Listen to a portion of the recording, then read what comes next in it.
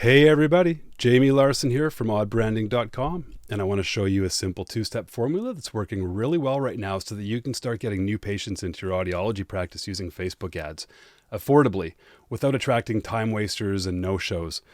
And let's go to my screen here. There's our title.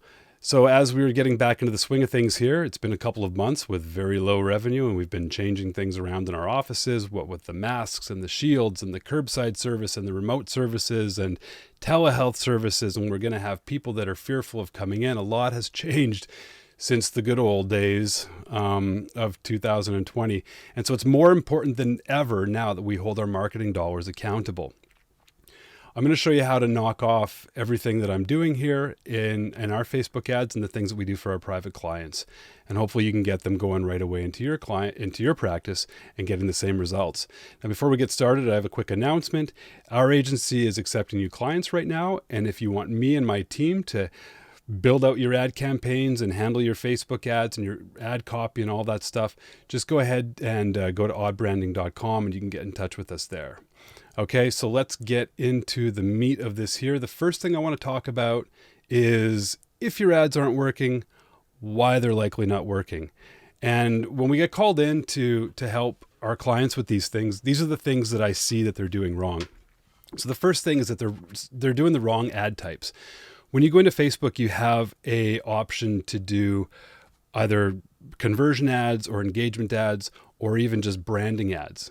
Now, what's happening is people are most people default to the conversion ads because we want to convert people, but those are your most expensive clicks. And with what I show you here, we're going to use those kinds of ads, but I'm going to show you how we do it really affordably and kind of get a better result from it. All right. The other thing that they're doing is they're not targeting or retargeting their audiences effectively. They're not testing enough audiences. It's all about testing audiences in Facebook. The other thing is they're not letting the ads run long enough to give Facebook the data. So Facebook needs to have some time and it needs to have some money. Not a lot of money, but it has to have enough time and money to get your message out there and to kind of work through their algorithms and find your audiences for you. And so you just kind of need to let it run and do its thing. You need to trust Facebook to do the work for you because that's what it does. And that's the beauty of advertising on Facebook.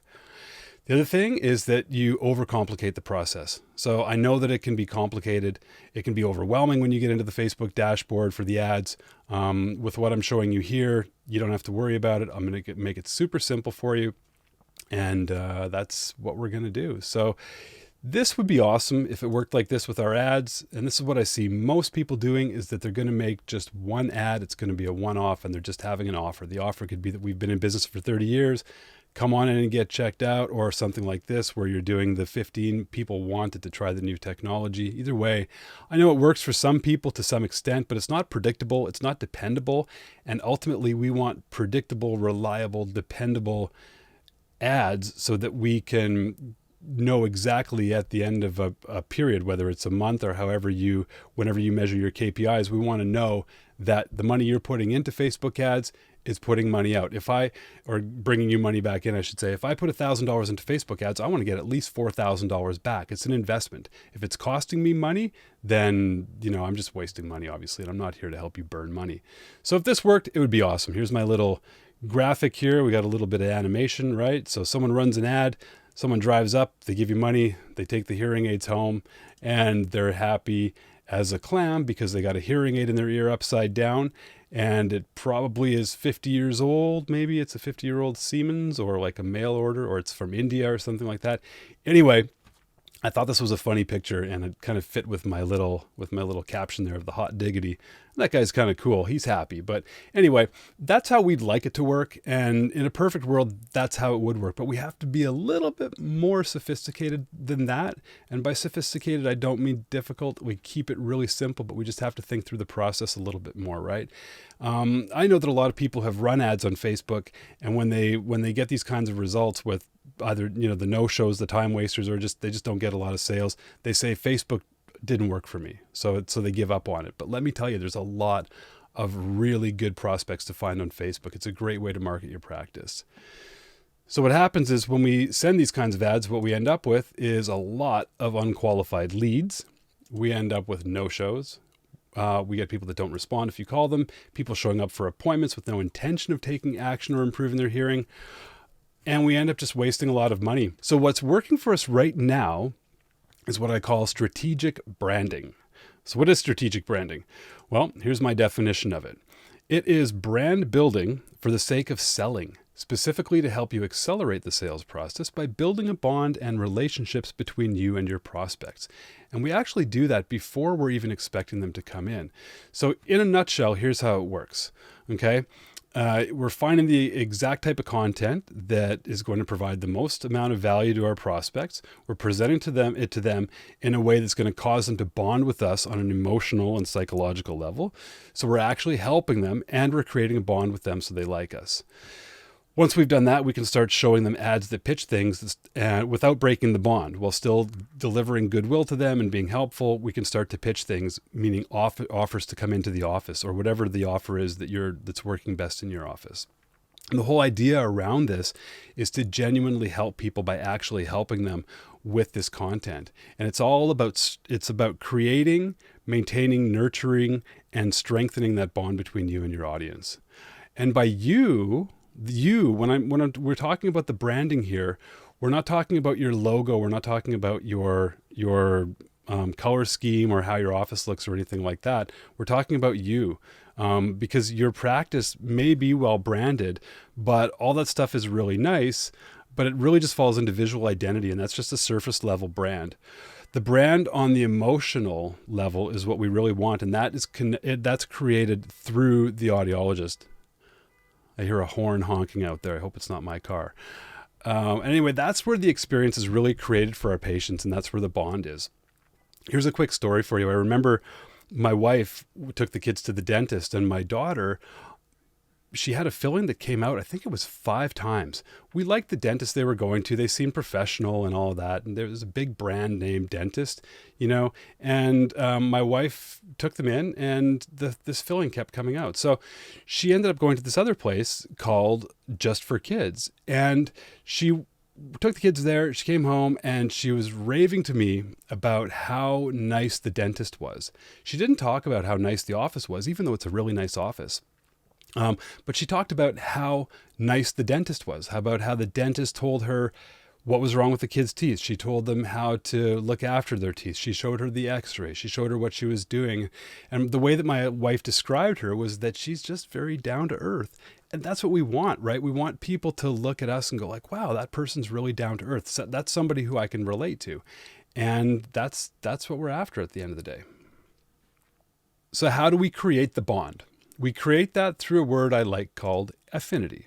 So affinity is an attraction between two people. It's the attraction somebody has as they're watching the videos of you. So we want them to feel attracted to you. We want them to feel like that you're a down to earth person, and that you're someone who's going to be able to help them with this, and that you have their best interest at heart. On the surface level of affinity, that's where we create it through our video background, through how we look, our dress, our attire, the way that you speak, the way that you present yourself. Are you very stolid like this, back with an otoscope in your hand, or are you a little bit more casual, professional, but a little more casual and approachable? This is what we're going for here on the surface level. Surface level is almost like your brand too. It's like what your logo looks like, and like in terms of someone actually experiencing your visual identity, that's a surface level kind of thing too. And this is something that you have to think about when you're making your videos. But the more important thing is that we want to get down to a deep level of affinity. And by doing that, we're able to show them that we care about them, and that everything that we do is about them, because we're going to give them help. And we're going to be coming from a selfless angle where we're just helping them, and we're not really focused on ourselves or what we want out of this. We're just helping them. And we really want to make that connection with them. And that is what we got to do to create that bond. And I'll show you how we do that in a second. So the overview of strategic branding here, as far as the ads go, is we're showing relevant, helpful videos. That's our branding content. We're branding you as the audiologist. So we create the affinity with you, the audiologist. That's where we want the bond to happen. We are then going to retarget them if they watch those videos, and we're going to give them more helpful video content. Then we're going to retarget them with traditional ads. These are the conversion ads where you have the call to action. Like, okay, you've been you've been seeing all these things, and now, hey, it's time to come into my office and book an appointment and get this taken care of properly here, okay? Then we have our overarching strategy of this whole thing, which is basically that we're demonstrating to people that we can actually help them. And we're doing this by helping them. And I'll show you what I mean by that in a second too with the ads. We're building up trust we're building up our clients' trust in our ability to help them and our willingness to help them. And then we're making an offer. Okay. And this whole thing is intended to drive people into your sales process already knowing, liking, and trusting you. That's all this whole thing is about, okay? So in our videos, the core messaging is this. We're going to show them something that they can use right now so that they can get relief from their problem. We know that if they come into our office and we can fit them with hearing aids, of course we're going to be able to help them, more than likely. Except for rare cases, of course. But we want to be able to have them consume our content and get help from that. So a thing that we find works really well is by addressing somebody with, say, trouble watching TV. So this is just the example I'm giving you here. We've used it and it works really well. Go ahead and use it. So our prospect, will say, is a couple where the husband has trouble watching TV because he can't make out the words, right? So this causes a lot of frustration. We all know it, how it works. They're fighting over the remote the remote so they can control the volume of the TV. The husband's frustrated because he's got to turn the TV up when there's background noise like the dishwasher or an open window or, kids playing in the background, whatever it is. And the wife doesn't want the TV up that loud because it's annoying, and she doesn't want him asking what they said on TV every 5 minutes because that's annoying, and it causes a lot of frustration.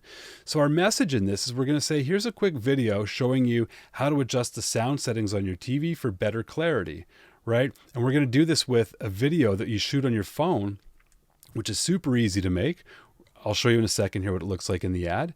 And you're just going to give them this because we all know that for me, my ideal client is somebody who has a mild, moderate, high frequency loss. I think that pretty much is for everybody because they can wear an open dome RIC. We don't have to occlude their ears. They have most of their hearing still intact. So just by bringing in those high frequencies again, we can help them hear better. And so I know that that's an easy problem to solve. And by simply just giving someone a tip to make their TV sound better and more clear, sometimes they can get a lot of help just from that. And that's what we want them to experience. So this is what the ad looks like. Here's what we're going to post, something of value, right? So here's an ad. Most people like watching TV together, but it's frustrating if one person finds it hard to make out the words on some shows. Not much fun. So here's a quick and easy trick to make your TV sound better and more clear so the voices pop out. And so we say, go grab your remote and do this. Now, this is something that they can do right now. They can grab the remote and they can make their adjustments, and hopefully they can boost those mid-range high frequencies up and get better clarity from their TV. Sometimes it's that simple. Or we'll say, go ahead and get yourself a sound bar so that the speakers are putting the sound out directly to you instead of pointing down like most TVs do. But this I've found is a very easy one because people can literally have this come into their newsfeed, watch the video, make the changes on their TV, and in a lot of cases they can get help. And even if it doesn't solve the problem for them completely, you've shown that you know of a way to help, and it doesn't necessarily involve coming in right now and doing business with you. Right? It's goodwill. So we want to post that. We want to post the goodwill. We want to show that we are really out there to help them. It's what this whole thing is built on. It's about goodwill and the bond, right? And so from that now, when people watch this, we're going to build an audience. I'll go more into detail with that in a second here. After this, we're going to make an offer. Okay? So when someone watches some of your content, or they might watch all of it, they might watch some of it, what we know about them then is that there's a pretty good chance that they have some level of interest in solving a hearing problem, right? Otherwise, why the hell would they click on an ad like that if they have no interest in it, right? A 17-year-old is not going to be interested in making their TV sound better because they just turn it up, they wear headphones, they don't really care because most of them don't have a problem hearing, right? So now what happens is when people watch this content, we put them into a custom audience. I'm sure you've heard the term custom audience on Facebook. I'm going to show you what it is. All right. And that becomes our invisible list. So the invisible list is made up of people who have watched our stuff or clicked on something. Basically, we're looking for engagement. So this is somebody who's watched it, maybe shared it, maybe liked it. They've saved it. Sometimes that can be also a form of engagement that that Facebook looks at. And it's something that it's just that they've engaged with your video content to some degree, whether it's 10%, 20%, 90% of that video at some point, and usually it's within 30 days. Okay. So these are the folks that are most likely to be interested in taking action. So we're creating a warm audience of them. All right. Now they've experienced your authenticity, your goodwill, your professionalism. And if you've done it through my strategic branding method, you got them one step closer to coming into your clinic. Okay. As far as audiences go, we have three types of audiences. We have cold, we have warm, and we have hot audiences. Okay. So the cold people are ones that they know nothing about you. You've never come across their feed. We have no idea who they are. They're the cold audience. A warm audience is what we want to turn the cold audience people into. A hot audience those are people that have either bought from you or they're just on the verge of buying, and it doesn't take really too much to tip them over. Like just a conversion ad may do that, right? So here's our goal as far as the Facebook ads look. Okay, so our goal is to turn a cold audience into a warm audience. So what we do is we run these video views ads. So this is an engagement ad in Facebook. Now, the thing about these ads is we're not asking Facebook to convert these people, or we're not expecting to make a sale from it. So and it's also not the low-hanging fruit that all of your competitors are after who are just running conversion ads, which is what makes them more expensive. So we're going for these cheaper video view engagement ads. So what we're going to do is run those ads to people like you see here. The ad I showed you with the remote control and the TV help. Okay. Now, when someone watches a certain amount of that ad, then they get put into a warm audience. This all happens kind of behind the scenes with Facebook. You don't see who these people are, but Facebook puts them into a bucket, and we'll call them a warm audience. So these are people now who have engaged with your ads, and we've got them at a cheaper click than we would have done otherwise with the conversion ads. But now that we have this group of people bucketed into our warm audience, what we're going to do is we're going to retarget them with conversion ads. Now, these, of course, are going to be more expensive ads, but the beauty of it is we're not sending these ads out to a broad audience. We're only retargeting people with these ads that have shown some degree of interest in what we're doing. And hopefully at this point, we've created a bond with them. So now we're able to go ahead and say, hey, come on into the clinic. Let's book an appointment and check your hearing out. If you haven't had it checked, you're having trouble with the TV, let's bring you in here and see what else we can do with it. Okay, so that's really the whole strategy here. When I say it's a two-part formula, this is the two parts. I have my little pointer here. So, most people, like I say, they're going for those conversion ads. They're spending a lot of money. They are going after the same low-hanging fruit that all of your competitors are going after, and it's the most expensive way to do it. And it's kind of unrealistic to expect that someone's going to see that ad, click the ad. Excuse me. And pardon me. Ooh, I'm not used to talking this much. Okay. So that's why these ads are more costly, because you're competing with everybody for the low hanging fruit. So the way that we're doing it on a two-stage is we are gathering up our people. This is really just like pure direct response marketing, where we're sending out an ad to get people to raise their hands to indicate that they're interested. And we're doing that in the cheapest way possible with those cheap clicks.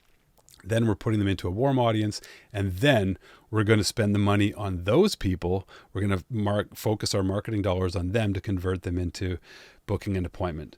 So the way that the ad structure setup works is like this. Okay, we have a campaign, which we're going to call TV frustration. All right.